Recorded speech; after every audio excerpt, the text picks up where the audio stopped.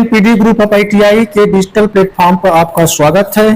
ठीक है, तो आज हमारा फिर से मैं एम्प्लॉयबिलिटी स्किल के बहुत ही इंपॉर्टेंट क्वेश्चन को लेकर आज चले हैं। ठीक है, जो कि आप लोगों को इस सब्जेक्ट से बहुत सारा क्वेश्चन एग्जाम में देखने को मिल रहा है। ठीक है, तो इस वीडियो को आप ज़्यादा से ज़्यादा शेयर और सब्सक्राइब करें तथा और कमेंट बॉक्स में कमेंट जरूर से जरूर करें, इससे हमें पता चले कि यह वीडियो कैसा रहा। ठीक है, तो हालांकि मैंने पिछला जो टॉपिक था ऑक्यूपेशन वो कंप्लीट करा रखा है। ठीक है, तो आज का हमारा दूसरा टॉपिक है जो लेबर वेलफेयर लेजिस्लेशन। ठीक ना, लेजिस्लेशन आज का हमारा क्या है, कंप्लीट वो टॉपिक है। ठीक है, इसमें जितने भी क्वेश्चन है सब आज हम कराने वाले हैं। ठीक है, तो चैप्टर का नाम है श्रम कल्याण कानून। क्या?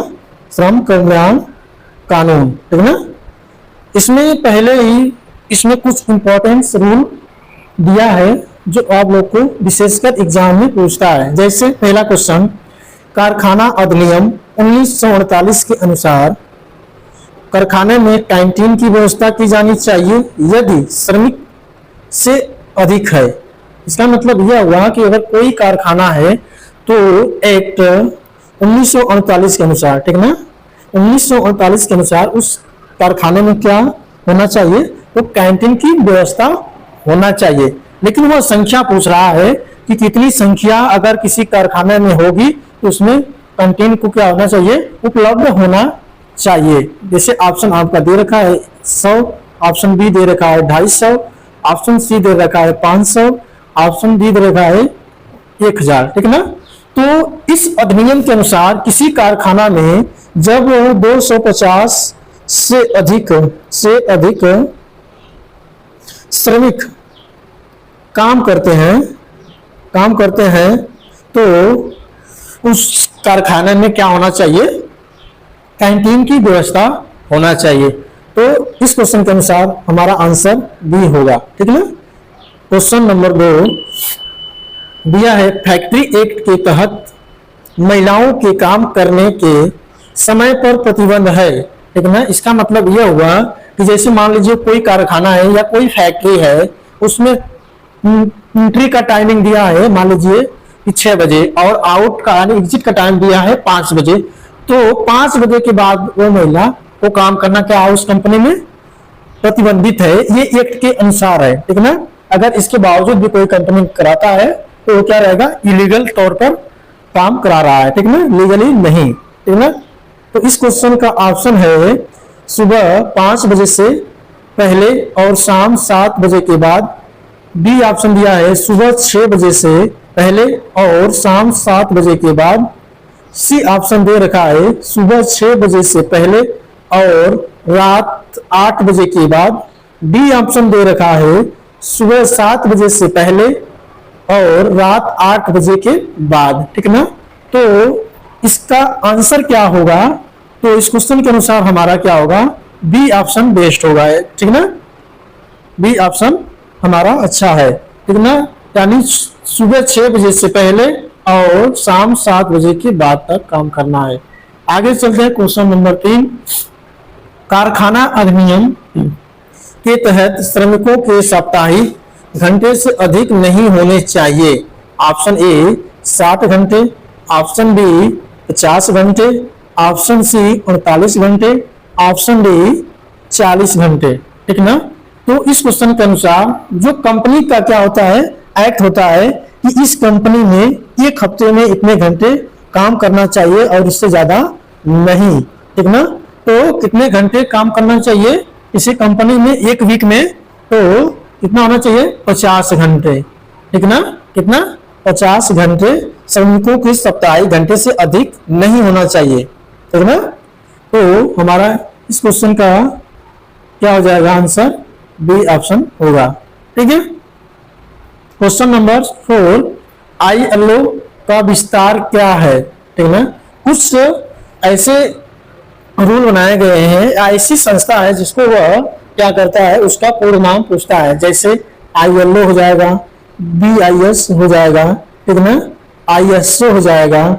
इस टाइप से क्या है, इन सभी का पूरा नाम एग्जाम में पूछता है। तो हमारा ILO का क्या हो जाएगा, ILO हो जाएगा इंटरनेशनल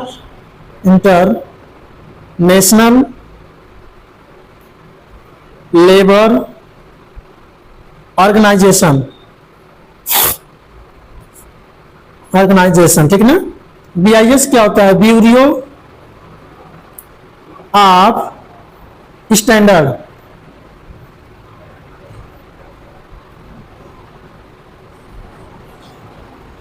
ब्यूरो ऑफ, तो क्या होता है, ब्यूरो ऑफ स्टैंडर्ड, ठीक ना। ये हमारा BIS का पूरा हो जाएगा। ILO का पूर्ण नाम क्या होता है, इंटरनेशनल लेबर ऑर्गेनाइजेशन। इसके बाद हमारा होता है ISO, तो इसका हो जाएगा इंटरनेशनल स्टैंडर्ड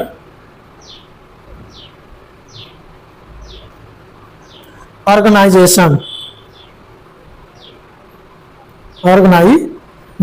सॉरी इसमें स्पेलिंग कौन सा, ऑर्गेनाइजेशन, ठीक ना। ऑर्गेनाइजेशन, यहां भी ऑर्गेनाइजेशन है, ठीक ना। तो इस टाइप से पूर्ण नेम क्या होता है, एग्जाम में आपको मिल जाएगा, ठीक है। तो हमारा ILO का पूरा नाम होता है क्या, इंटरनेशनल लेबर ऑर्गेनाइजेशन, इसका पूरा नाम होता है। क्वेश्चन नंबर 5, EPF अधिनियम 1962 के अनुसार मूल वेतन से कर्मचारी के योगदान का न्यूनतम प्रतिशत क्या है, ठीक ना। तो ये जो रजिस्टर्ड कंपनी होती है तो इसमें EPF एक्ट उसमें शामिल होता है। जैसे EPF क्या होता है, इसका पूरा नाम हमारा हो जाएगा EPF का, इसको EPFO भी बोलते हैं, लेकिन यहाँ पे EPF का हमें जानना चाहिए इसका पूरा नाम क्या होता है। तो इसका होता है एम्प्लॉय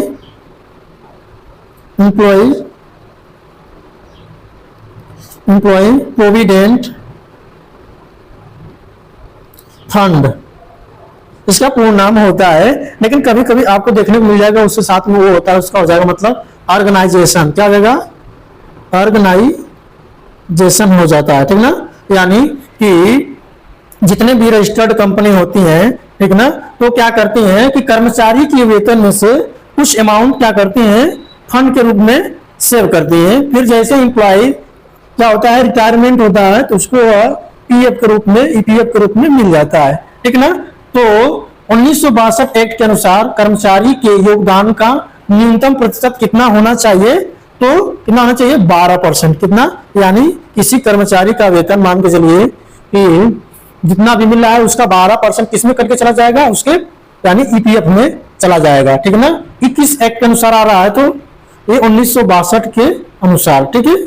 क्वेश्चन नंबर 6, भुगतान मजदूरी अधिनियम के अनुसार मजदूरी राशि में कौन सी राशि शामिल है, ठीक ना, कौन सी राशि शामिल है। ऑप्शन ए महंगाई भत्ता, ऑप्शन बी कोई भी यात्रा भत्ता, ऑप्शन सी ओवर टाइम के संबंध में दे कोई पारिश्रमिक, ऑप्शन डी किसी भी पुरस्कार के तहत दे कोई पारिश्रमिक, ठीक ना। तो इस टाइप में अगर क्वेश्चन जब भी मिले, यानी कि जब मजदूरी की बात करें तो उसमें क्या क्या शामिल होता है, यानी कि मजदूरी में जितना काम करता है उतना मूल वेतन तथा महंगाई भत्ता उसमें क्या होता है, ऐड होता है, ठीक ना। तो इस अनुसार इस क्वेश्चन का आंसर क्या हो जाएगा, पहला आंसर हो जाएगा। क्वेश्चन नंबर 7, कौन सा कारक व्यवसायिक स्वास्थ्य और सुरक्षा से संबंधित नहीं है। ऑप्शन ए सुरक्षा, ऑप्शन बी स्वास्थ्य, ऑप्शन सी कल्याण, ऑप्शन डी वेतन, ठीक ना। यानी कि कोई ऑक्यूपेशनल हेल्थ एंड सेफ्टी से संबंधित नहीं है, तो इसमें हमारा डी ऑप्शन यानी वेतन जो कि स्वास्थ्य और सुरक्षा से संबंधित नहीं है, ठीक ना। तो इस क्वेश्चन का आंसर यह होगा। आगे चलते हैं क्वेश्चन नंबर 8, निम्नलिखित में से कौन वायु प्रदूषक है। Option A oxygen, option B nitrogen, option C carbon dioxide, option D carbon monoxide, ठीक ना। तो इसमें कौन सा एयर पॉल्यूशन है, ठीक ना। तो इसमें क्या होगा, ऑक्सीजन तो हम लेते हैं, कार्बन डाइऑक्साइड छोड़ते हैं, लेकिन नाइट्रोजन क्या होता है, ये भी एक तरह से उपयोगी है पेड़ पौधों के लिए। लेकिन जो कार्बन मोनोऑक्साइड है जिसको बोलते हैं CO, ये कहां से प्राप्त होता है? जैसे जब कोयला को जलाया जाता है, कोयला को जलाया जाता है तो उसका जो धुआं बाहर निकलता है स्टार्टिंग में, उसमें यह इसकी मात्रा बहुत ज्यादा होता है। यह मनुष्य और जीव जंतु के लिए बहुत ही हानिकारक है, ठीक ना। तो इसका आंसर क्या हो जाएगा? वायु प्रदूषक है कार्बन मोनोऑक्साइड। क्वेश्चन नंबर 9, अधिनियम की कौन सी योजना श्रमिकों के लिए स्वास्थ्य बीमा आवश्यकताओं को प्रदान करती है? ऑप्शन ए कारखाना अधिनियम, ऑप्शन बी वृक्षारोपण श्रम अधिनियम, ऑप्शन सी कर्मचारी मुआवजा अधिनियम, ऑप्शन डी कर्मचारी राज्य बीमा अधिनियम, ठीक ना। इसमें पूछ रखा है कौन सी योजना श्रमिक के लिए स्वास्थ्य बीमा आवश्यकताओं को प्रदान करता है। तो इस क्वेश्चन का क्या हो जाएगा, जो भी इंप्लॉय उस कारखाने में काम कर रहे हैं तो जो उनका बीमा यानी इंश्योरेंस हुआ रहता है, वही क्या होता है, श्रमिकों के स्वास्थ्य संबंधित कार्य में लाभदायक होता है। तो इस क्वेश्चन का आंसर हमारा क्या हो जाएगा? बी ऑप्शन हो जाएगा, कर्मचारी राज्य बीमा अधिनियम, ठीक ना। इसके अनुसार किसी इंप्लॉय को स्वास्थ्य बीमा मिल जाता है। Thanks for watching. इस वीडियो को स्टार्टिंग से एंड तक वह देखिए, लाइक सब्सक्राइब और शेयर कीजिए। अपने कमेंट के द्वारा इसके कमेंट बॉक्स में अवश्य कमेंट करें कि यह वीडियो कैसा लगा, ठीक ना। और इसके साथ साथ इस वीडियो को अच्छे से देखिए, पढ़िए और इसका नोट बनाइए।